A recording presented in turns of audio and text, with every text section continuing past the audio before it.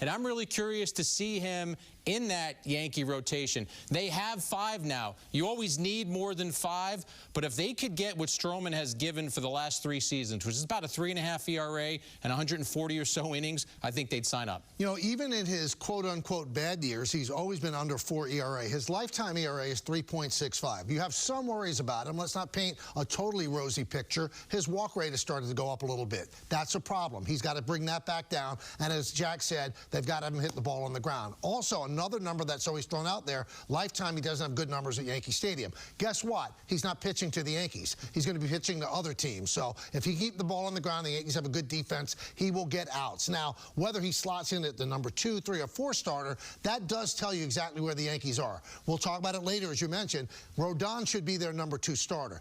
If that's the case, everything falls into place. But if you're forcing Marcus Stroman to be the number 2 after Garrett Cole, then you might have to get another starter. All right, we all know Yankees fans are going to look at this and say, Stroman, nice, like it, 2 years. What's next? Do we need another starting pitcher? Let's go get one. That would be their sort of logic, because you can never have enough. We talk about that in terms of starting pitching, and there's still 2 prime free agents out there in Blake Snell and Jordan Montgomery. Right, it's a baseball cliche for a reason. You can never have enough arms. So as far as the Yankees are concerned, Michael mentioned it. There have been conversations with Blake Snell. I said this on our last show. I do not believe that the Yankees are going to end up being the highest bidder for Blake Snell. I believe that he will end up signing elsewhere, because I think Scott Boras, his agent, is going to make sure that those negotiations drag out until he gets Snell the number that he thinks he deserves. I think it'll be north of $200 million. As far as Montgomery goes, I would not be breaking out those old Jordan Montgomery jerseys if I was a Yankee fan either. These two sides know each other very well. The fact that there haven't been any substantive conversations to this point leads me to believe, as far as those 2 big free agents are concerned, I don't see a connection with the Yankees right now. There could be surprises. The reported number was that supposedly 5 years, $150 million. That's $30 million a year. If he wants north of 200, I think what you have to say to him is thank you very much, and enjoy your career wherever you're going to go. With Montgomery, the thing that's kind of startling to me, well, he might not want to come back to the Yankees because he mad at them for trading him.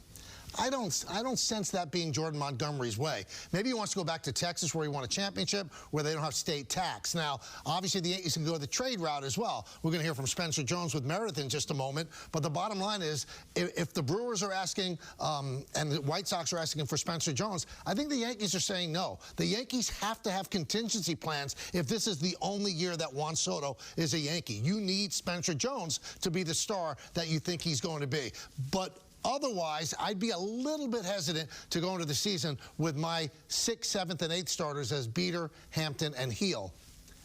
Maybe they could surprise, but I need a little more depth than that. Spoke to 2 executives in baseball today whose teams are in the market for pitching, and to Michael's point, they said at this point they don't even think that Burns is on the market with the Brewers, that the Brewers are going to go into the season with their ace pitcher and see what they can do in that division. As far as Cease and Bieber go, those teams are rightfully asking for a lot, because the pitching market is one where teams are searching for those players. So perhaps you go into the season with what the Yankees have right now. You reassess as the year goes on. Michael's right. It's not going to be just 5 starters who get you through. They did add Luke Weaver for depth, but you would have loved to have had more. And this all goes back to the fact that the Yankees were so set and thought that Yamamoto was someone that they could get. They went as high as $300 million. He ends up going to the Dodgers.